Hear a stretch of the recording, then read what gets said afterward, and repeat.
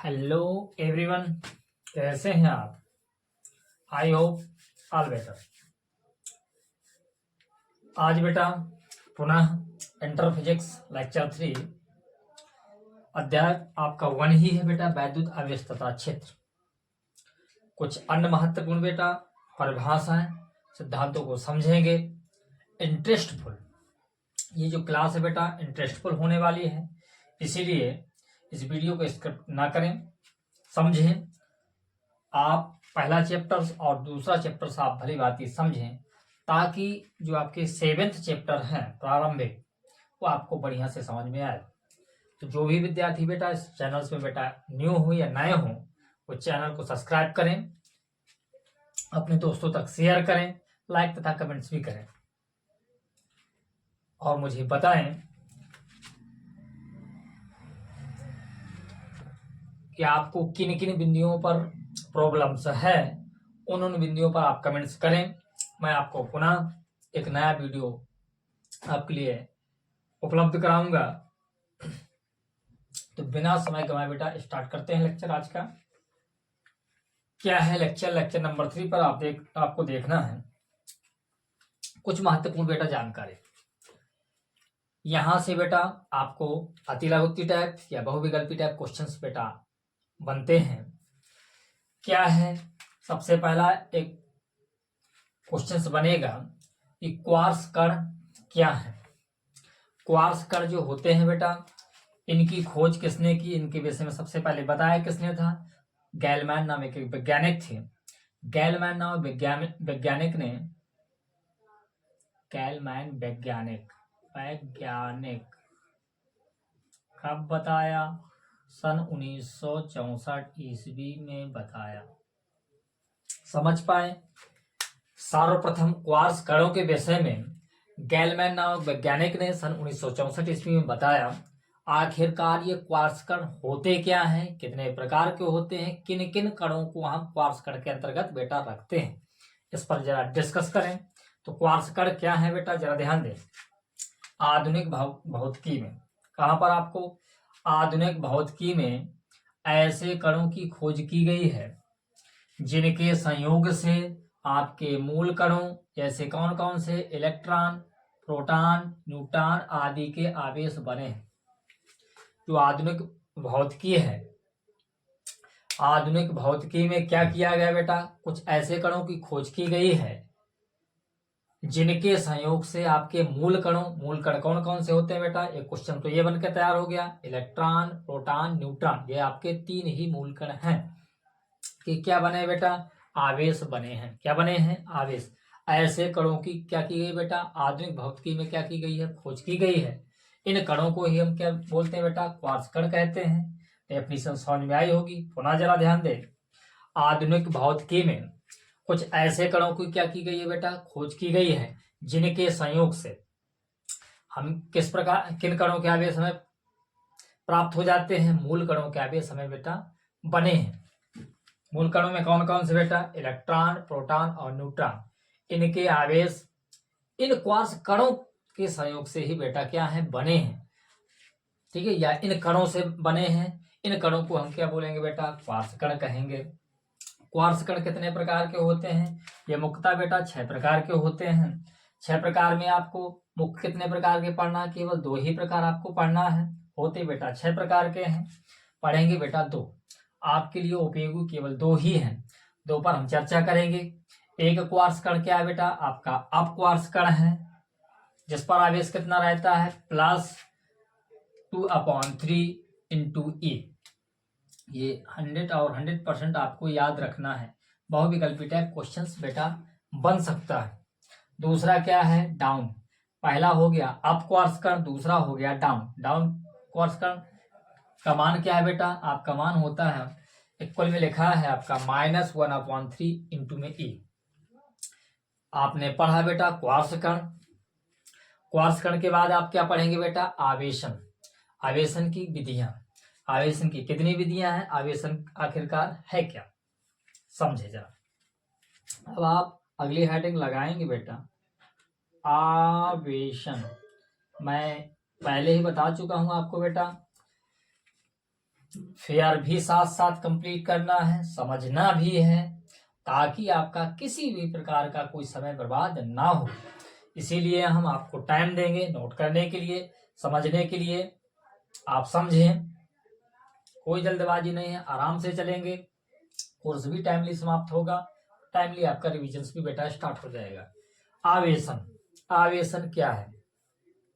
पहले किसी भी लेक्चर को, किसी भी पार्ट को आप बेहतरीन तरीके से आप समझेंगे, ताकि जो आने वाले अगले लेक्चर हैं या अगले पाठ हैं, अध्याय हैं बेटा, वो आपको बेहतरीन समझ में आए।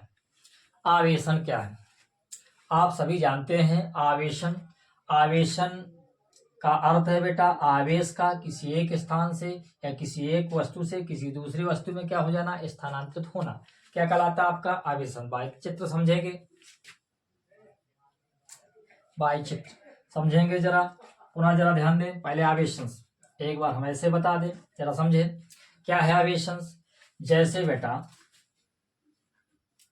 कोई एक पिंड ले लिया आपने, इस पर कितना आवेश है बेटा? धनावेश है इसके पृष्ठ पर।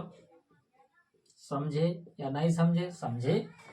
यह एक पिंड है जिसके पृष्ठ पर धनावेश है। दूसरा एक हमने पिंड ले लिया, यह कैसा है पिंड? अनावेशित है बेटा, अनावेशित, अनावेशित है। यदि किसी कारणवश इस पहले वाले पिंड पर जो भी आवेश है दूसरे वाले पृष्ठ पर भी पहुंच जाए, भाई हमारे पास एक पिंड के पास आवेश था, अर्थात ये कैसा चालक है भाई? ये बेटा है आपका आवेशित। ये कैसा है? आवेशित चालक, आवेशित गोला है ये, आवेशित गोला है ये बेटा। ये कैसा है? अनावेशित गोला है। जब आवेशित गोले को अनावेशित गोले के या तो संपर्क में रखेंगे, या तो स्पर्श कराएंगे, या तो नजदीक रखेंगे, तीन शब्द आएंगे बेटा। हम ऐसा क्यों बता रहे हैं? क्योंकि आवेशन की विधियां पढ़ेंगे आपको तीन ही विधियां मिलना है। या किसी कारणवश, मैंने यही बताया शब्द बेटा कि जब हमारे पास कोई एक पिंड हो, यदि वह आवेशित है, तथा एक दूसरा पिंड है यदि वह क्या है बेटा? अनावेशित है। यदि पहले वाले पिंड पर जो भी आवेश है किसी कारणवश या किसी विधि के थ्रू दूसरे पिंड पर बेटा क्या हो जाएगा? पहुंच जाएगा। तो आवेश पहले से दूसरे में जाना, अर्थात पहले पिंड से बेटा दूसरे पिंड में स्थानांतरित होना, अर्थात चला जाना ही क्या कहलाता है बेटा? आवेशन। क्या कहलाता है? आवेशन। जरा समझे, पुनः जरा समझे। पहले हमारे पास इसके पास आवेश था, पहुंच गया बेटा दूसरे के पास भी। एग्जाम्पल्स के तौर पर हमने चित्र बनाया आपको। अब जरा थ्योरी समझे आप क्या है आवेशंस। आवेशंस क्या करना है बेटा? आप डेफिनेशंस कैसे लिखेंगे? आवेशंस क्या है? आप लिखेंगे आवेश का या विद्युत आवेश का, आप किसी भी तरीके लिखेंगे, इन्वर्टेड कॉमा लिखेंगे। आवेश का क्या? स्थानांतरण। मुख्य शब्द बेटा क्या है? स्थानांतरण, स्थान बदलना था इसके पास, पहुंचना इसके पास है। आवेश का स्थानांतरण ही आवेशन कहलाता है। पुनः जरा ध्यान दें, आवेशन कहलाता है। आवेश का स्थानांतरण ही क्या कहलाता है बेटा? आवेशन कहलाता है। क्या ये बात आप समझ पाए? कन्फर्म समझ पाए? आवेशन की कितनी विधियां बेटा? तीन विधियां हैं। आप लिखेंगे बेटा आवेशन की विधियां, आवेशन की विधियां, आवेशन की विधियां बेटा मुख्यतः कितनी है आपकी? 3। कितनी है बेटा? 3। कौन कौन सी? समझे जरा। समझने के साथ साथ आपको नोटबुक भी तैयार करना है। पहली विधि, पहली विधि का नाम क्या है बेटा? पहली विधि है आपके पास, पहली विधि का नाम है नंबर 1, क्या नाम है बेटा? चालन विधि। चालन विधि। दूसरे नंबर पर आएगी बेटा आपको प्रेरण विधि। प्रेरण विधि। तीसरे नंबर पर कौन सी आएगी बेटा? तीसरे नंबर पर आना है बेटा घर्षण विधि।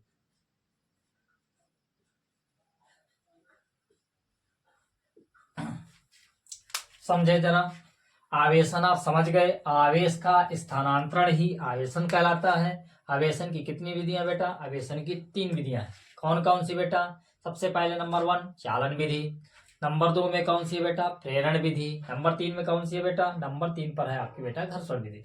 तो आपको जो मोस्ट है आपके लिए बेटा वो है बेटा प्रेरण विधि। इस विधि के सिद्धांत पर आपको बेटा इससे अगले वाले अध्याय में आपको डेरिवेशंस देखने को मिलना है। बार बार यूज आपका सेकंड चैप्टर में होना है, इसलिए आप पहले चैप्टर से आप बेस बनाकर चलें ताकि आपको सेकंड चैप्टर से बेटा मजा आ जाए, आएगा ही। अब चालन विधि क्या है, प्रेरण विधि क्या है, घर्षण विधि क्या है, वृत्त चित्र आपको बेटा समझा रहे हैं। समझे? क्या ये नोट हो चुका है? 1 सेकेंड आप स्क्रीनशॉट ले ले या इसको नोट कर ले थोड़ा सा। अब हम पढ़ते हैं चालन विधि की ओर। जब तक आप इसको बेटा नोट करा थोड़ा।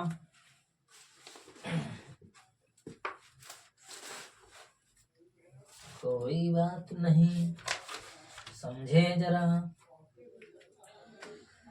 मजे के साथ पढ़ेंगे भाई। नोट्स भी आप कायदे से बनाएंगे, मेरे साथ साथ ही आप नोट्स बनाते चले, मैं साथ साथ बेटा नोट्स भी बनवा रहा हूं। क्या है भाई, क्वार्ट्ज कार्ड पढ़ा है आपने, कन्फर्म इनको बेटा अति लघुत्तरी या बहुविकल्पी टाइप याद रखना है। मोस्टली आपको ध्यान रखना है बेटा, इनको मोस्ट ये कहेंगे बेटा, यहां से क्वेश्चंस बन सकता है। हुआ, हो गया होगा, जरा रेज करते हैं।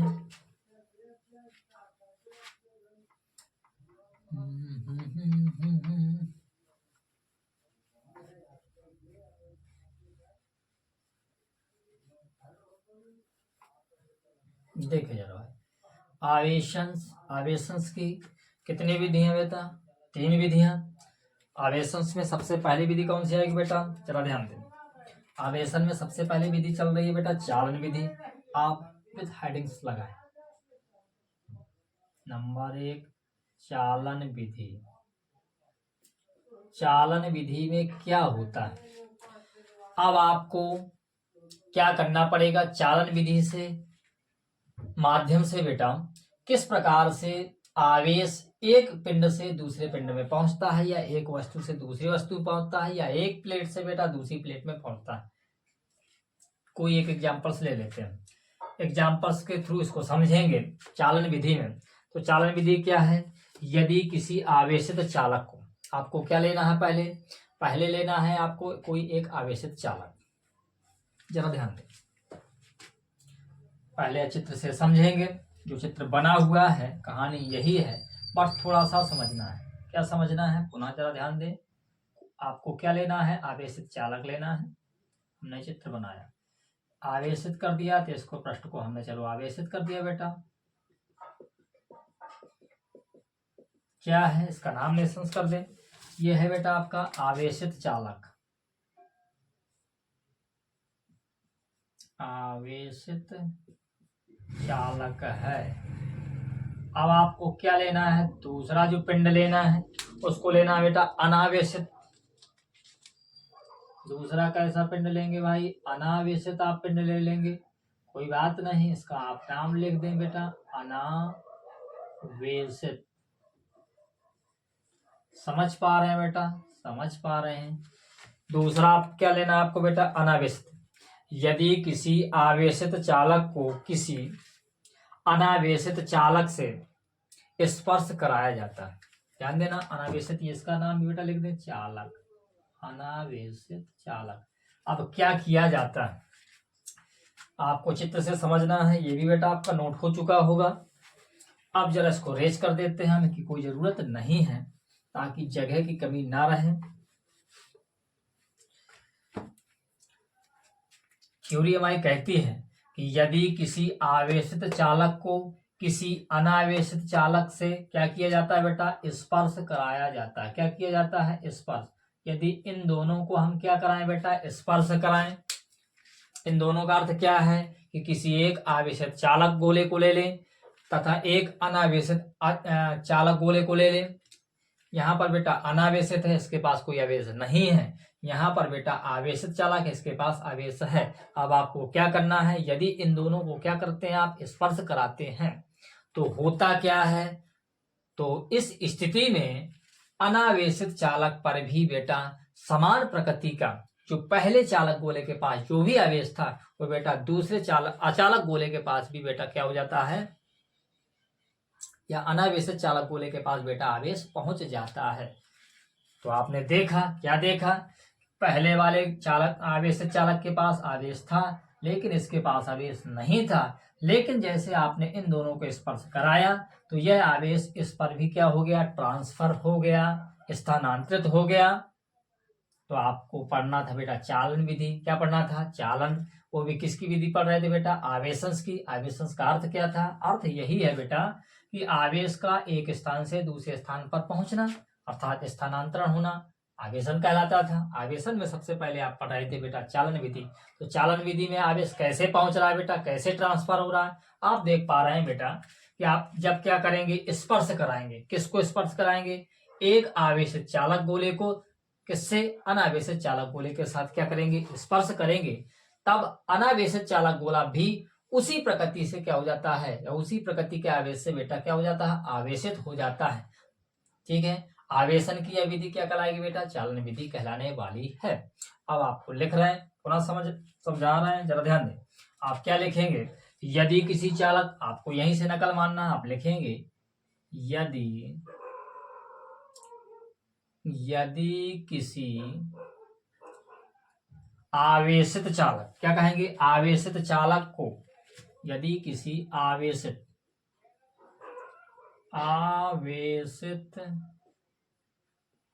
चालक को क्या कराया जाता है बेटा, आपने लिखा यदि किसी आवेशित चालक को अनावेशित चालक के साथ, क्या लिखेंगे आप, चालक को किसी अनावेशित चालक से, चालक को किसी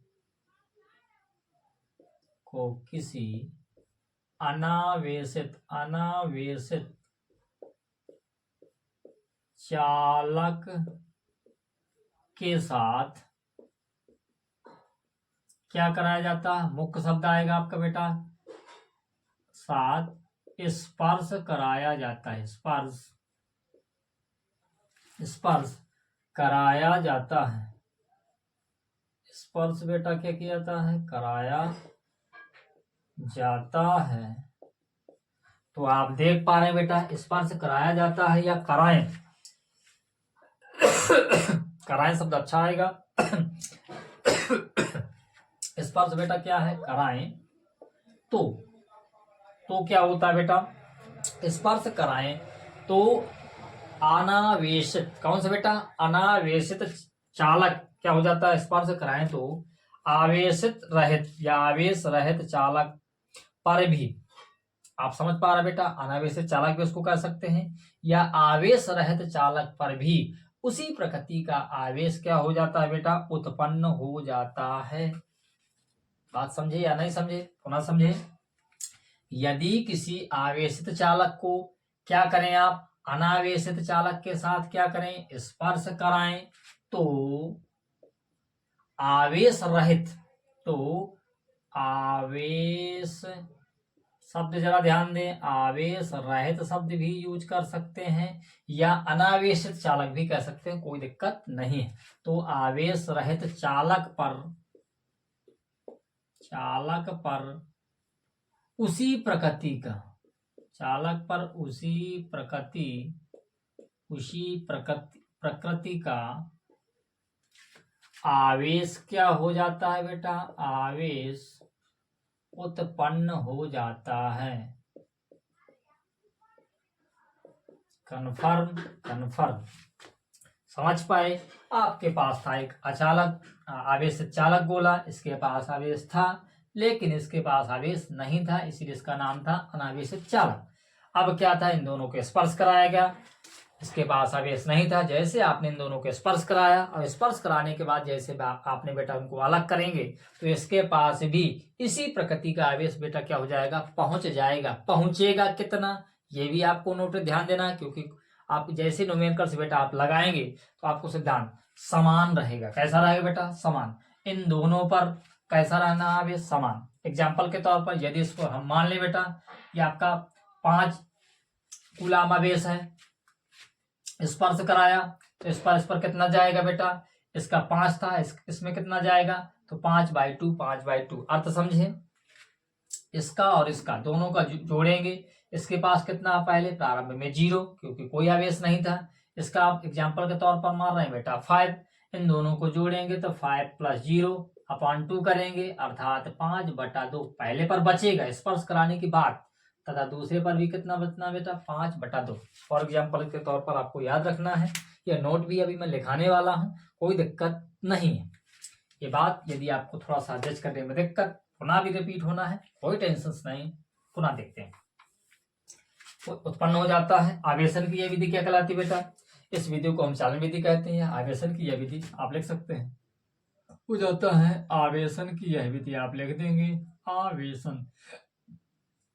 आवेशन की यह विधि क्या कहलाती है भाई, चालन विधि।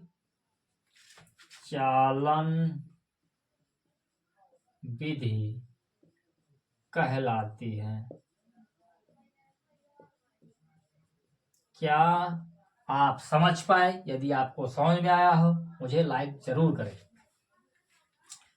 बात क्लियर? क्लियर। अब आपको करना है, ये भी बेटा आपके लिए महत्वपूर्ण हो जाती है। किसके लिए? ये आपको डेरिवेशंस के लिए तो महत्वपूर्ण नहीं है, बट आपको इस तरीके से क्वेश्चंस बनेंगे बेटा 1-1 2-2 नंबर वाले, वहां पर तथा न्यूमेरिकल्स के लिए ये मोस्टली आपके लिए इंपॉर्टेंट हो जाती है चालन विधि, इसलिए आप गौर करेंगे। इसका एग्जाम्पल्स भी अभी देंगे हम थोड़ा सा, जब अभी सिद्धांत लिखाएंगे आपको कोई प्रॉब्लम नहीं है। जो चीज अभी छूटी है उसको जरा पुनः डिस्कस करेंगे। चालन विधि के बाद अब आप क्या करने वाले बेटा, अब आप पढ़ेंगे बेटा प्रेरण विधि। सेकेंड आप क्या पढ़ने वाले बेटा, प्रेरण विधि। प्रेरण विधि में क्या है, आपने क्या किया, इस बार एक आवेशित चालक गोला लिया था और एक को क्या लिया था, आवेशित अनावेशित चालक। स्पर्श कराया, इसमें और इसमें अंतर क्या है, लेना बेटा यही है, एक चालक और एक अचालक। अचालक बाय मिस्टेक अर्थात आवेश नहीं रहेगा, आपको क्या लेना है, अनावेशित चालक अर्थात जिसके पास कोई आवेश ना हो। आप यहाँ पर बेटा प्लेट का भी एग्जाम्पल लगा सकते थे, कोई प्रॉब्लम नहीं। जैसे प्रेरण विधि में क्या करना है, प्रेरण विधि यही है। प्रेरण विधि में आपको क्या करना है, इस बार नजदीक ले जाना है। क्या ले जाना है, नजदीक। इस बार आपने क्या किया बेटा, स्पर्श किया, पहली बार में आपने स्पर्श किया चालन विधि पर। अब आपको क्या करना है, अब आपको एक लेना पड़ेगा आवेशित चालक गोला तथा एक लेना पड़ेगा अनावेशित चालक गोला, अर्थात एक के पास आवेश है एक के पास आवेश नहीं है। या आप ऐसे कह सकते हैं कि एक प्लेट लेंगे जिसके पास आवेश होगा तथा एक प्लेट लेंगे जिसके पास आवेश नहीं होगा। अब उन दोनों प्लेटों को क्या करेंगे आप बेटा, एक दूसरे के नजदीक ले जाएंगे। फॉर एग्जाम्पल के तौर पर जरा ध्यान दें, तो इस बार मैं प्लेट का एग्जाम्पल ले लूं, कोई प्रॉब्लम नहीं। जैसे आप क्या करेंगे, आप प्लेट फर्स्ट ले लें। आपने प्लेट फर्स्ट लिया, इस पर आवेश हम मान रहे हैं बेटा, इसकी बाहरी पृष्ठ पर आवेश कैसा है, धन, तो इसके अंदर वाली पृष्ठ पर कैसा हो जाएगा बेटा, ऋण हो जाएगा। यही है प्रेरण का कमाल बेटा। जरा पुनः ध्यान दें, अब दूसरी प्लेट लेंगे भाई तो क्या हो जाएगा, ऋण है तो नजदीक इसको ले जाएंगे तो इस पर क्या हो जाना है बेटा, धनावेश हो जाना है। अभी आप नहीं समझे, पुनः समझे। चलिए इसको जरा मैं रेज करूं, अब जरा ध्यान दें। ये फर्स्ट प्लेट आप कह देंगे, ये है बेटा आपकी सेकंड प्लेट। अब आपको अर्थ समझना है कि प्रेरण विधि में होता क्या है कि यदि किसी चालक प्लेट को किसी अचालक प्लेट के नजदीक क्या किया जाता है, ले जाया जाता है, तो अचालक प्लेट पर विपरीत प्रकृति का आवेश क्या हो जाता है बेटा, उत्पन्न हो जाता है। ध्यान दें, हम इसको मान के चलेंगे बेटा, ये चालक प्लेट है। कैसी प्लेट है, चालक। लेकिन प्रारंभ में इसके पास बेटा कोई आवेश उपस्थित नहीं थे, अर्थात ये कैसी है बेटा, अनावेशित प्लेट है बेटा आपके पास, अर्थात इसके पास कोई आवेश उपस्थित नहीं है। अब आपको क्या करना है, इन दोनों को पास ले जाना या नजदीक, नजदीक आप भी कह सकते हैं या पास, एक शब्द यूज करें आप। यदि किसी चालक प्लेट को किसी अनावेशित चालक प्लेट के पास क्या किया जाता है, नजदीक ले जाया जाता है या पास ले जाया जाता है, तो दूसरी वाली प्लेट पर विपरीत प्रकृति का आवेश क्या हो जाता है, उत्पन्न हो जाता है। अर्थात दूसरी मतलब अनावेशित प्लेट पर भी आवेश उत्पन्न हो जाता है, लेकिन होता कैसा है बेटा, इधर होता है विपरीत प्रकृति का। पहली स्थिति में क्या था, समान प्रकृति, उसमें करना क्या था, स्पर्श कराना था। ये आप समझ चुके हैं, समझे जरा, कोई बात नहीं। आप चाहे प्लेट का एग्जाम्पल यहाँ भी ले सकते थे, कोई टेंशन नहीं। हमने प्लेट ले लिया, कोई दिक्कत नहीं, कुछ भी ले सकते हैं आप, वस्तु ले सकते हैं, गोला, कोई पता दिक्कत आपको आने वाली नहीं। अब आप लिखेंगे इसकी थ्योरी क्या लिखेंगे प्लेट विधि में, जब किसी आवेशित वस्तु को, कोई दिक्कत नहीं, जब प्लेट आप कह सकते हैं, जब किसी, आप क्या कहेंगे, आवेशित, मैं इस प्लेट लिख दूं बेटा, कोई प्रॉब्लम नहीं। जब किसी आवेशित प्लेट को किसी अनावेशित, क्या लिखेंगे, आवेशित प्लेट को किसी अनावेशित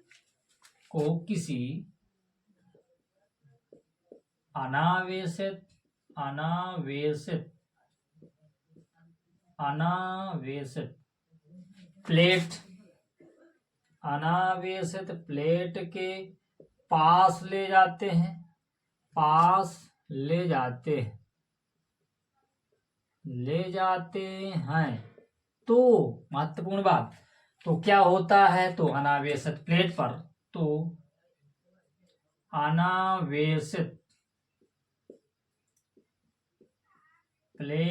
पर विपरीत प्रकृति का,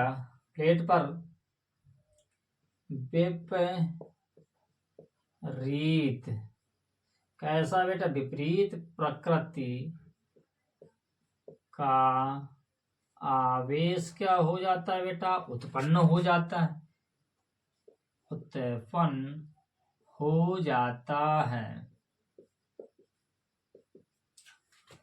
है। आवेशन की यह विधि क्या कहलाती बेटा, आवेशन, क्या लिखेंगे बेटा, आवेशन की यह विधि क्या कहलाती बेटा, यह विधि प्रेरण विधि कहलाती है,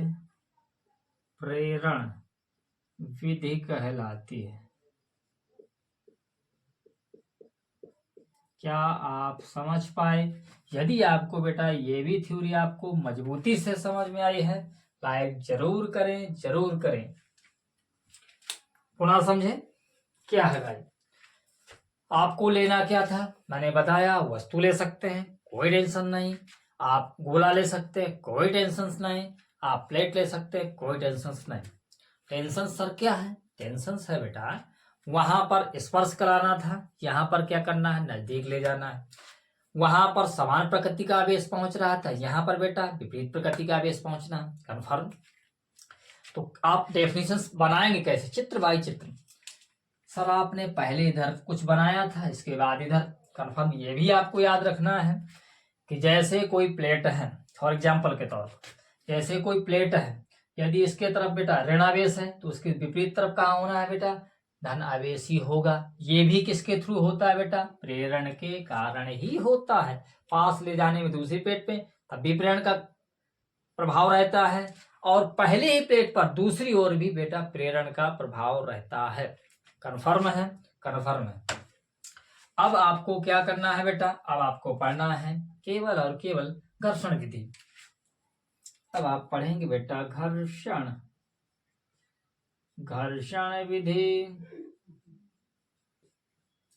विधि क्या है। आप क्या ले लेंगे भाई, गोला ले सकते हैं। अब मान रहे हैं बेटा दोनों पर आप कुछ ना कुछ आवेश है। अब दोनों को क्या करना है, हेडिंग के थ्रू आप देख रहे हैं, घर्षण करना है बेटा, आपस में रगड़ना है। रगड़ने से होगा क्या, इन दोनों के, जैसे आप कोई लेंगे, जैसे हम सपोज ले रहे हैं बेटा एक गोला दूसरा गोला, इनको आपस में हम क्या करेंगे बेटा, रगड़ेंगे। क्या करेंगे, रगड़ेंगे। तो इसके इलेक्ट्रॉन इस पे जाएंगे, इसके इलेक्ट्रॉन बेटा इसमें जाएंगे। तो भाई आवेशों का स्थानांतरण होना प्रारंभ हो जाएगा। ऐसे आवेशों का स्थानांतरण होना प्रारंभ हो जाएगा तो यह विधि क्या कहलाएगी बेटा, घर्षण विधि कहलाएगी। अर्थात आवेश इधर से उधर जाएंगे, पहले से दूसरे में गए या दूसरे से पहले में गए। समझे जरा, इसको हम फर्स्ट मान लें, इसको हम सेकंड मान लें। वहां हमने कल्पना की कि भाई सेकंड के जो इलेक्ट्रॉन है फर्स्ट में आ रहे हैं, फर्स्ट के इलेक्ट्रॉन किस में जा रहे हैं, सेकंड में जा रहे हैं। अर्थात आवेश क्या रहेगा बेटा, आवेश। अब आप क्या करेंगे, पहले वाले का आवेश सेकंड में गया, सेकंड का आवेश पहले में गया। आप थ्योरी कैसे बनाएंगे, थ्योरी जरा समझे। जब दो वस्तुओं को आपस में क्या किया जाता है, रगड़ा जाता है। सर आपने वस्तु कहा, आपने गोला गोला बना दिया, कोई दिक्कत नहीं। मैंने पहले ही बताया बेटा, आप गोला ले सकते हैं, आप वस्तु नाम दे सकते हैं, प्लेट ले सकते हैं, कोई प्रॉब्लम नहीं। यहाँ पर उचित है आपके लिए वस्तु या गोला। तो आप क्या करें बेटा कि जब दो, आप लिखेंगे जब दो वस्तुओं को आपस में क्या किया जाता है, रगड़ा जाता है। क्या किया जाता है, रगड़ा जाता है। तो रगड़ने से होता क्या है, तो उनके बीच इलेक्ट्रॉनों के स्थानांतरण द्वारा वस्तुओं पर आवेश क्या हो जाते हैं, उत्पन्न हो जाते हैं। तो उनके बीच इलेक्ट्रॉनों के स्थानांतरण के कारण, मैंने पहले ही बताया, इलेक्ट्रॉन क्या होने लगते हैं बेटा, स्थानांतरण। पहले के दूसरे में, दूसरे के पहले में पहुंचने लगते हैं। तो इलेक्ट्रॉनों का बेटा स्थानांतरण के कारण ही वह दोनों वस्तुएं क्या हो जाती है बेटा, आवेशित होना प्रारंभ हो जाती हैं। मैंने पहले ही बताया, जैसे आवेशित होना प्रारंभ होंगी, आवेशित हो जाएंगी बेटा, ठीक है। किसके थ्रू हुई है बेटा, घर्षण विधि के कारण, ठीक है। इसीलिए चालन की यह विधि क्या कहलाती है आपकी बेटा, चालन नहीं, आवेशन की यह विधि बेटा घर्षण विधि कहलाती है। आप लिखेंगे कैसे, समझे। जब दो, आप लिखेंगे बेटा जब दो वस्तुएं, आप नाम देना चाहें कोई प्रॉब्लम नहीं। जब दो वस्तुओं को आपस में क्या किया जाता है बेटा, रगड़ा जाता है। रगड़ा क्या किया जाता है। ध्यान दें, जब दो वस्तुओं को या पिंडों को आपस में क्या किया जाता, रगड़ा जाता है, तो होता क्या है बेटा, तो उनके बीच इलेक्ट्रॉनों के, तो उनके बीच किसके बेटा, इलेक्ट्रॉनों के स्थानांतरण। मैंने पहले ही बता रखा आपको, स्थानांतरण के कारण, किसके कारण बेटा, स्थानांतरण के कारण क्या होना शुरू हो जाता, स्थानांतरण के, उनके बीच इलेक्ट्रॉनों के स्थानांतरण के कारण क्या होता है बेटा, स्थानांतरण के कारण या द्वारा वस्तुओं पर आवेश उत्पन्न हो जाता। स्थानांतरण के कारण वस्तुओं पर क्या हो जाता है बेटा, आवेश उत्पन्न हो जाता। वस्तुओं पर, आप वस्तु शब्द चलाएंगे तो वस्तु लिखेंगे, पिंड शब्द चलाएंगे तो पिंडों पर, वस्तुओं पर आवेश उत्पन्न हो जाता। आवेश बेटा क्या हो जाता है, उत्पन्न हो जाता है। क्या लिखेंगे, आवेशन की यह विधि, अतः हो जाता है आवेशन, बाई मिस्टेक, आवेशन की यह विधि क्या कहलाती है बेटा, यह विधि घर्षण विधि कहलाती है बेटा, घर्षण विधि कहलाती है। कोई दिक्कत किसी को, यदि दिक्कत तो थोड़ा सा चित्र में हमें इलेक्ट्रॉन भी दर्शा दे ताकि आपको पता चल सके। No tensions. अब हम पढ़ते हैं बेटा, बढ़ेंगे अब अगली थ्योरी की ओर, हेडिंग्स की ओर। क्या है, जब तक आप इसको नोट करें, समझे, अगली विधि हम बताने वाले हैं। क्या यहाँ पर विधियां आपकी कितनी थी, अगली बेटा हम हेडिंग्स बताएंगे, विधि नहीं बताएंगे। ध्यान दें, क्या पढ़ेंगे अब पढ़ेंगे हम कूलाम्स लॉ। देखें जरा इसको, जब तक आप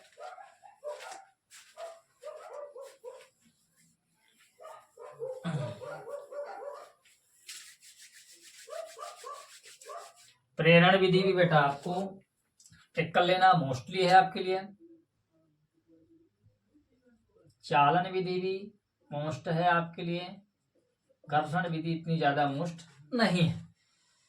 यहां पर बेटा चालन विधि में एक सिद्धांत लगना है, सिद्धांत की बेटा चर्चा होगी न्यूमेरिकल्स के समय, कोई दिक्कत नहीं, अभी चर्चा नहीं होगी। अब हम पढ़ेंगे कूलाम्स लॉ। क्या पढ़ेंगे बेटा? कूलाम्स लॉ या कूलाम का नियम, जिससे बेटा वैद्युत बल भी उत्पन्न होता है। जरा ध्यान दें, एक लंबा लेक्चर चलेगा, अब आप इसको जब तक नोट करें, जगह चाहिए, थोड़ा सा समझें, आप इसको नोट करते जाएं। अब हम पढ़ेंगे कूलाम का नियम। किसका नियम बेटा? कूलाम का नियम। कूलाम का नियम क्या पढ़ेंगे बेटा? कूलाम का नियम, जिसको बोलेंगे आप कूलाम लॉ। क्या बोलेंगे आप? Coulomb law. कोई बात नहीं। अब आप कूलाम का नियम क्या है इस पर चर्चा हुई। तो जो कूलाम थे बेटा, वो एक फ्रांसीसी वैज्ञानिक थे। कहाँ के थे बेटा? जरा ध्यान दें, फ्रांसीसी। और इनने कब खोज की? एक सन 1785 ईस्वी में फ्रांसीसी वैज्ञानिक कूलाम ने क्या किया था? कूलाम ने प्रयोगों के अनुसार या आधार पर दो आवेशों के मध्य लगने वाले बल के विषय में बताया था। एक बार पुनः चर्चा। जो कूलाम थे, कूलाम एक वैज्ञानिक का नाम है बेटा, उन्हीं के नाम पर बेटा कूलाम का नियम है या कूलाम का नियम है। क्या है कूलाम का नियम और उन्होंने किन विचारों पर यह नियम उत्पन्न किया, कैसे किया, इस पर डिस्कस करना है बारीकी से। ये महत्वपूर्ण इस चैप्टर्स के लिए नियम है। इससे बेटा बहुत सारे न्यूमेरिकल्स आपको बनना ही बनना है। यहाँ से बेटा हम दिशा का भी कॉन्सेप्ट क्लियर करेंगे। यहाँ से प्रारंभिक पहली ऐसी हेडिंग्स हो रही है जो आपको दिशा कंफर्म कराएगी। विभव भी बेटा हम यहाँ चेक करेंगे, मात्रक भी चेक करेंगे, राशि भी चेक करेंगे बेटा कितनी प्रकार की, कैसे क्या बनना है। तो आप जब तक इसको आप नोट कर चुके होंगे, क्या हमें इसको रेज करने की अनुमति मिलेगी? चलो इसको जरा समझते हैं। पहले ये जो वैज्ञानिक थे कूलाम्स, ये थे बेटा फ्रांसीसी। सन 1785 ईस्वी आप लिख सकते हैं बेटा। सन 1785 ईस्वी में कहाँ के? फ्रांसीसी। जरा ध्यान देंगे, कहाँ के वैज्ञानिक थे बेटा? फ्रांसीसी हैं ये, फ्रांसीसी। सन 1785 ईस्वी में फ्रांसीसी वैज्ञानिक कूलाम, वैज्ञानिक कहाँ के बेटा? फ्रांस के वैज्ञानिक कूलाम ने क्या बताया? मोस्ट इंपोर्टेंट आपको याद रखना है। मोस्ट क्या है? सन 1785 ईस्वी में ऑब्जेक्टिव कभी पूछा जा सकता है। में फ्रांसीसी वैज्ञानिक कूलाम ने क्या बताया? उन्होंने बताया, कूलाम ने प्रयोगों के आधार पर यह निष्कर्ष निकाला कि दो आवेशों के मध्य किसी न किसी प्रकार का कोई बल बेटा लगता है। कूलाम ने प्रयोगों के आधार पर दो आवेशों के मध्य कार्य करने वाले बल के विषय में क्या किया बेटा? बताया, जिसे क्या नाम दिया गया? जिसे बेटा कूलाम का नियम कहा जाता है या कहा गया। क्या बताया? जरा ध्यान दें। सन 1785 ईस्वी में फ्रांसीसी वैज्ञानिक कूलाम ने प्रयोगों के आधार पर, यहां जरा ध्यान देना थोड़ा सा, क्या है? प्रयोगों के आधार पर, प्रयोगों के आधार पर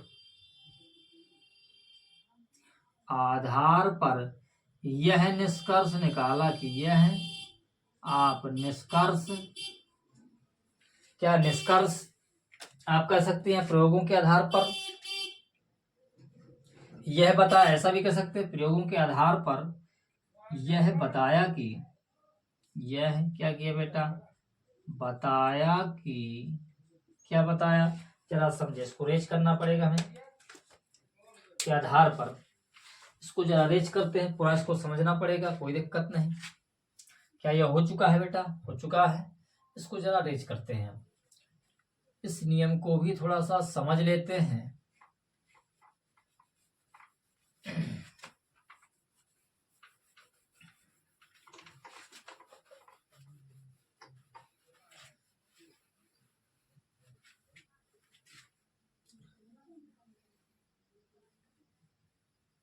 घर्षण विधि कोई प्रॉब्लम नहीं।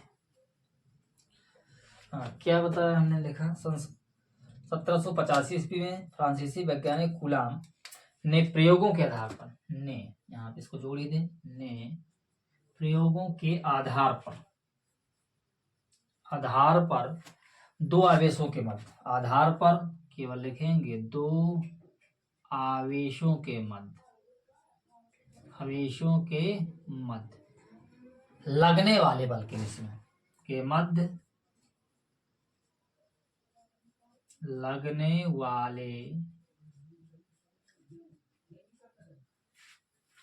वाले या कार्य करने वाले बल के विषय में बताया, लगने वाले बल के विषय में बताया। आप जरा ध्यान दें, इसको जरा पुनः लिखना पड़ेगा, क्या मैं कन्फर्म, उसको जरा पुनः आपको हेडिंग समय बता दे रहा हूं, हेडिंग सहित जरा ध्यान दें। कूलाम का नियम, ताकि आपको समझने में दिक्कत ना रहे। इसको हमने समझा बेटा, कूलाम्स का नियम, जानकारी इसको समझ लेते हैं बेटा। क्या है जानकारी कि सन 1785 में बेटा कहाँ के फ्रांसीसी वैज्ञानिक कूलाम ने क्या बताया, उन्होंने बताया कि दो आवेशों के मध्य लगने वाले बल के विषय में बताया। किसके आधार पर बताया बेटा, प्रयोगों के आधार पर बताया। जो लगने वाले बल के विषय में बताया, इस नियम को या इस बात को ही क्या कहा गया बेटा, कहा गया कूलाम्स का नियम। आप लिख सकते हैं बेटा, सन फेयर पर आप कैसे लिखेंगे, इसको जरा नहीं लिखेंगे, आप पुनः जरा ध्यान दें। सन 1785 ईस्वी में कहाँ के ईस्वी में फ्रांसीसी, कहाँ के बेटा, फ्रांसीसी, सन 1785 ईस्वी फ्रांसीसी वैज्ञानिक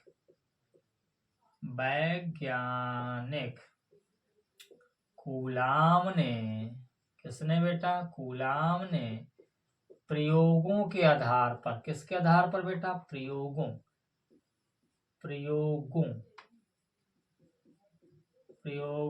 के आधार पर, किस पर बेटा, आधार पर दो बिंदु आवेशों या दो आवेशों, कुछ भी कर सकते हैं, दो आवेशों, बिंदु आवेशों कर सकते हैं बेटा, दो बिंदु आवेशों के मध्य लगने वाले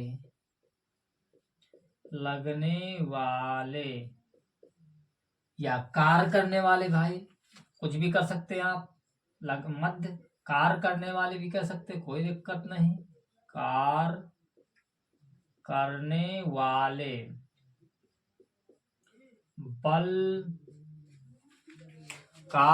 वाले बल के विषय में बताया, जिसे क्या कहा गया, जिसे कूलाम का नियम कहा गया। कार्य करने वाले बल के विषय में बताया, किसके विषय में बताया, बल के विषय में बताया, जिसे क्या कहा गया, जिसे कूलाम का नियम कहते हैं बेटा। क्या कहते हैं बेटा, बताया, जिसे कूलाम का क्या कहते हैं बेटा, कूलाम का नियम कहते हैं। ये बात आपको समझ में आई। पहले इंट्रोडक्शंस, अब कूलाम का नियम आखिरकार है क्या, इसके विषय में सीखेंगे, पाइचित्र सीखेंगे, मजेदार सीखेंगे, आनंद आ जाए। पहला काम क्या है, पहला काम है आपको दो बिंदु आवेश लेना है। क्यों लेना है, क्योंकि थ्योरी जो है बेटा इसी से रिलेटेड है, आप लेंगे तो इस नियम के अनुसार जब चलेंगे तो पहले आप क्या करेंगे, पहले आप चित्र को थोड़ा सा कवर करें। चित्र किस तरीके से बनना बेटा, आप पहले दो बिंदु आवेश ले, एक बिंदु आवेश, दूसरा बिंदु आवेश। पहले बिंदु आवेश पर आप मान लें बेटा Q1 आवेश, कन्फर्म बेटा Q1 आवेश। दूसरे पर आप क्या मानेंगे, Q2 आवेश। इन दोनों आवेशों के बीच की दूरी आप क्या करते हैं, स्मॉल r कर दें, कन्फर्म कर दिया। ये बेटा कैसे आवेश है, बिंदु आवेश। इन पर बेटा बल लगना है। क्या लगना है? बल। अब जरा ध्यान दें, क्या है परिभाषा। परिभाषा आप कैसे बनाएंगे? परिभाषा आप बनाएंगे कि भाई जो कूलाम का नियम था, दो बिंदु आवेशों के मध्य था, उन पर लगने वाले बल के विषय में। तो बल कैसा बेटा, कैसा लगता है, किस प्रकार लगता है, किन किन स्थितियों में लगता है, जरा ध्यान दें। तो इस नियम के अनुसार, इस नियम के अनुसार मतलब कूलाम के नियम के अनुसार दो स्थिर बिंदु आवेशों के मध्य लगने वाला बेटा आकर्षण अथवा प्रतिकर्षण। पहला शब्द आया बेटा, कौन सा शब्द आया बेटा? आकर्षण। अब आप समझ चुके हैं थोड़ा सा, लेकिन तब भी आप जरा ध्यान दें। प्रतिकर्षण, आकर्षण अथवा प्रतिकर्षण बल, दो शब्द आपको यूज करना है बेटा, आकर्षण अथवा प्रतिकर्षण। मैंने आकर्षण या प्रतिकर्षण क्यों कहा, कारण क्या है? कारण यह है बेटा कि आपको जो दो बिंदु आवेश लेना है, क्या ये फिक्स है कि आपको धनावेश लेना है? नहीं। ऋणावेश लेना है? नहीं। इसके विषय में चर्चा कूलाम ने नहीं की, लेकिन उन्होंने ये बताया कि आप कोई भी दो आवेश ले सकते हैं। धन का भी ले सकते हैं बेटा, ऋण का भी ले सकते हैं, और धन और ऋण का भी ले सकते हैं। यदि आप ऐसा करेंगे तो आप भली भांति जानते हैं, जैसे कोई एक धनावेश है आपका Q1, दूसरा आप मार रहे हैं बेटा ऋणावेश, कैसा बल लगेगा? आकर्षण बल। क्यों? क्योंकि आवेशों की जो प्रकृति है बेटा विपरीत है, विपरीत प्रकृति के कारण आकर्षण बल लगेगा। यदि आप बेटा धन आवेश करते दोनों पर, कैसा बल लगता? प्रतिकर्षण बल। क्यों लगता? कारण यह है बेटा दोनों पर बेटा धन आवेश हैं। यदि दोनों पर ऋण आवेश भी होते तब भी बेटा प्रतिकर्षण बल ही लगता। ये बात आप समझे। इस बात को लेकर थोड़ा सा और डेप्थ में जाते हैं, जरा ध्यान दें। तो इस नियम के अनुसार, पहले समझ रहे थोड़ा सा, इस नियम के अनुसार दो स्थिर बिंदु, पहला एक शब्द ध्यान देना आपको बेटा, स्थिर बिंदु। कौन सा शब्द बेटा? स्थिर बिंदु। दो स्थिर बिंदु आवेशों के मध्य लगने वाला कौन सा बल? आकर्षण अथवा प्रतिकर्षण। कोई जरूर नहीं है कब कौन सा लगना है, वो तो बिंदुओं की स्थिति के हिसाब से बेटा लगना है। तो दो स्थिर बिंदु आवेशों के मध्य लगने वाला कौन सा बल बेटा? आकर्षण अथवा प्रतिकर्षण बल। किसके समानुपाती होता है? वो कहता है समानुपाती होता है बेटा दोनों आवेशों की मात्राओं के गुणनफल के तो समानुपाती। आप शब्द थोड़ा सा भूल सकते हैं, ध्यान दें। दो स्थिर, आप शब्द जरा ध्यान दें, दो स्थिर बिंदु आवेश चाहिए, पहला काम। इसके बाद क्या है? उन पर क्या लगेगा? आकर्षण अथवा प्रतिकर्षण बल लगेगा सर। इसके बाद आपको क्या करना है? जो बल होता है एट, वो समानुपाती रहेगा किसके बेटा? वो रहना है इन दोनों आवेशों की मात्राओं के गुणनफल के तो समानुपाती, तथा यही बल जो लगना है इन दोनों आवेशों की दूरी के, दूरी कितनी बेटा आपने मानी है? r, इसके वर्ग के, वर्ग क्या करेंगे? व्युत्क्रमानुपाती, तो मतलब r²। व्युत्क्रमानुपाती का मतलब बनना है 1 बेटा r²। तो यही बल जो आकर्षण अथवा प्रतिकर्षण बल है, एक बार बेटा आवेशों की मात्राओं के गुणनफल के तो समानुपाती लगना है, और एक बार लगना है उन दोनों आवेशों की दूरी के वर्ग के व्युत्क्रमानुपाती। इन दोनों को आप फर्स्ट और सेकंड मानकर या डायरेक्टली आप क्या कर देंगे? रिलेटेड कर देंगे। तो यहां से बेटा आपका कूलाम का नियम का जो फंडामेंटल सूत्र है वो बेटा आपका निकल कर आ जाएगा। अब इन बिंदुओं को लेकर हम थ्योरी आपको लिख रहे हैं, पुनः समझा रहे हैं, समझे। इस नियम के अनुसार क्या लिखेंगे बेटा आप? इस नियम के अनुसार, इस नियम के अनुसार, जरा ध्यान दें, अनुसार, इस नियम के अनुसार क्या करना है? दो स्थिर बिंदु आवेशों, क्या कहेंगे आप? दो स्थिर बिंदु आवेशों के मान, इस नियम के अनुसार दो स्थिर बिंदु, दो स्थिर बिंदु आवेशों के मध्य, किसके मध्य बेटा? आवेशों के मध्य लगने वाला कौन सा बल?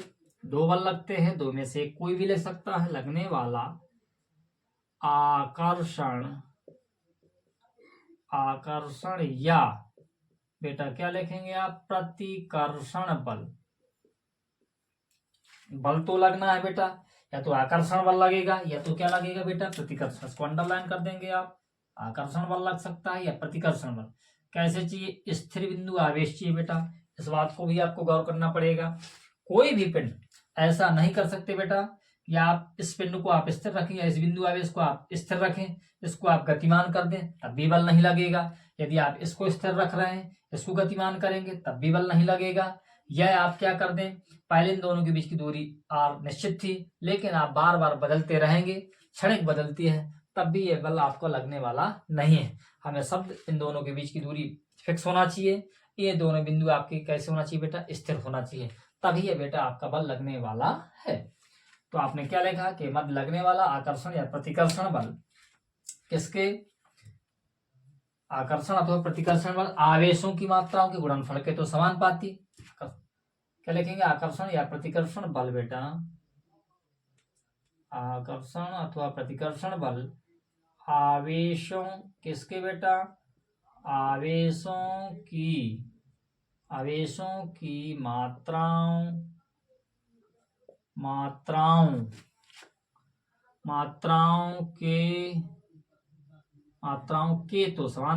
के तो समानुपाती, या अनुक्रमानुपाती भी कह सकते हैं, समानुपाती। तथा यही बल, ध्यान देना बेटा, जो बल F आप मान के चलेंगे ये किसके समानुपाती? आवेशों की मात्राओं के गुणनफल के तो समानुपाती, तथा उनके बीच की दूरी के वर्ग के, आप समझ पा रहे हैं, वर्ग के, इन दोनों आवेशों के बीच की दूरी r, अर्थात उसके दूरी के वर्ग के व्युत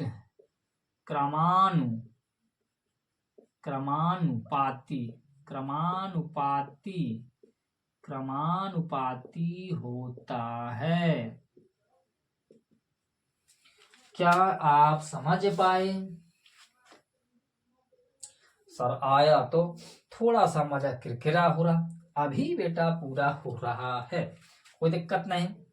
अब आप क्या करेंगे? आप मानेंगे बेटा, यदि आप माने, और अगर आप चेंज करेंगे आप लिखेंगे माना। आपको क्या लेना, क्या मानना है बेटा? आप समझ पा रहे हैं, आपको मानना है दो बिंदु आवेश लेना है। तो पहला आवेश क्या लेंगे आप?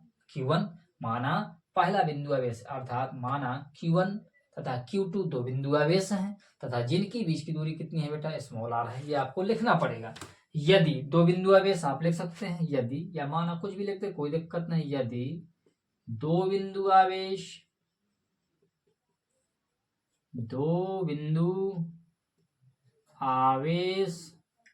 समझ गए क्रमशः कौन कौन से बेटा? दो बिंदु आवेश, आप पहला क्या लिखेंगे? Q1 व Q2 हो। समझे बात? यदि दो बिंदु आवेश Q1 व Q2 हो, तथा आप जोड़ दें, तथा उनके बीच की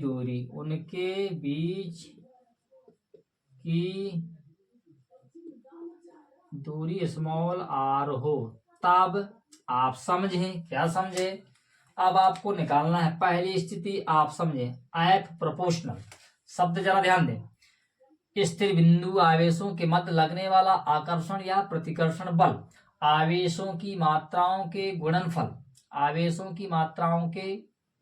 जरा ध्यान दें थोड़ा सा, एक शब्द बाय मिस्टेक है, मात्राओं के समानुपाती नहीं है, मात्राओं के गुणनफल आपको बेटा यहां लिखना पड़ेगा। मात्राओं के गुणनफल के तो समानुपाती, ये शब्द बेटा यहां पर आपको सेट करना पड़ेगा, जरा ध्यान दें। तो F समानुपाती किसके बेटा? आवेशों की मात्राओं मतलब Q1 इंटू Q2 के गुणनफल के समानुपाती, तथा F क्या है? समानुपाती नहीं, इस बार क्या है बेटा, व्युत्क्रमानुपाती। लेकिन किसके, यहाँ पर लिखा है बेटा व्युत्क्रमानुपाती, लेकिन बीच की दूरी क्या है बेटा, स्मॉल आर है, तो इसके व्युत्क्रमानुपाती अर्थात 1/r²। इसको क्या लिख सकते हैं, देखेंगे आप, अतः आप लिख सकते हैं बेटा क्या कि F proportional Q1 into Q2/r²। इन दोनों को आप एक साथ लिखें। अब आप देख पा रहे हैं बेटा यहाँ पर क्या चल रहा है, समानुपाती चिन्ह चल रहा है, इसको हटाएंगे तो आप क्या लिखेंगे, एफ इक्वल, इसकी जगह आप स्मॉल के लिखेंगे Q1 इंटू Q2/r²। यही आपका बेटा वैद्युत बल का, इसको बेटा वैद्युत बल भी बोलते हैं, कूलाम का सूत्र है बेटा। ये किसका सूत्र निकला, कूलाम का। अब यहाँ से कंडीशंस बेटा लगना शुरू हो जाएंगी। इसको जरा रेज करके थोड़ा सा आगे बढ़ाते हैं। क्या कंडीशंस, ये बेटा फेयर में आपको इतना लिखना है। इसके बाद आपको क्या करना है, जरा ध्यान दें। इसके बाद आपको थोड़ा सा और समझना है। आपने क्या लिखा, ये के क्या है, और जहां आप लिखेंगे बेटा, इसको थोड़ा सा आगे बढ़ाएंगे। आप चाहें तो इसको आगे बढ़ा सकते थे, ऐसा समझते जाए बेटा। जहां स्मॉल के एक क्या है, समानुपाती नियतांक, समानुपाती नियतांक है। एक क्वेश्चन तो बेटा ये बन के तैयार हो गया, जहां स्मॉल के क्या है, समानुपाती नियतांक है। ठीक है, जो किस पर निर्भर करता है, जो निर्भर करेगा बल पर, आवेशों तथा बीच की दूरी पर बेटा क्या करता है, निर्भर करता है। और एक चीज पर निर्भर करता है, इसको नोट पर हम लिखने वाले हैं, समझ ले पहले बेटा। नोट पर क्या लिखने वाले हैं, नोट पर लिखेंगे जो आपका जो के है, के क्या है, के है बेटा समानुपाती नियतांक। समानुपाती क्वेश्चंस बेटा आपसे ऐसा पूछा जाएगा कि जो आपका जो कूलाम बल में प्रयुक्त के होता है, ठीक है, वह किन किन मात्रकों पर निर्भर करता है, या किन किन पर निर्भर करता है। पहला क्वेश्चन सही बनेगा, बल पर निर्भर करना है, उन दोनों आवेशों के बीच की दूरी पर निर्भर करना है, उन दोनों आवेशों पर भी निर्भर करना है, अर्थात आवेश पर निर्भर करना है। इसके बाद एक बचा, और किस पर निर्भर करना है, आवेश माध्यम पर। किस पर निर्भर करना बेटा, माध्यम, एक शब्द रहेगा माध्यम। इसको हम नोट पर लिखेंगे, जरा ध्यान दें। यदि आपको F बराबर इतना प्राप्त हो गया, अब आप क्या कर सकते हैं, क्योंकि आपको पता है, क्या पता है कि बेटा स्मॉल के क्या होता है, आपने नियतांक है, तथा स्मॉल के क्या है, स्मॉल के बराबर होता है आपका मान, कितना होता है, 9 आपको याद रखना पड़ेगा, इंपॉर्टेंट है आपके लिए, 9 × 10⁹। एक तो ये मान हो गया। आपको सूत्र में क्या रखना है, इसका मान होता है बेटा न्यूटन इंटू मीटर स्क्वायर प्रति कूलम स्क्वायर, प्रति कूलम स्क्वायर होता है। इसका बेटा मान होता है के का, कितना मान होता है बेटा, 9 × 10⁹ न्यूटन इंटू मीटर स्क्वायर प्रति कूलम स्क्वायर। कूलम को ऐसा भी कर सकते हैं आप, कोई दिक्कत नहीं है, आप चाहें तो अंग्रेजी वर्ड ही यूज कर दें। अब बेटा वाई अथवा निर्वात के लिए आप करें, कितना होता है, तथा ये भी होता है, आपने इसको जोड़ा, नियतांक कितना है, चूंकि इतना होता है, तथा के बराबर आपका इतना भी होता है बेटा 1/4πε0।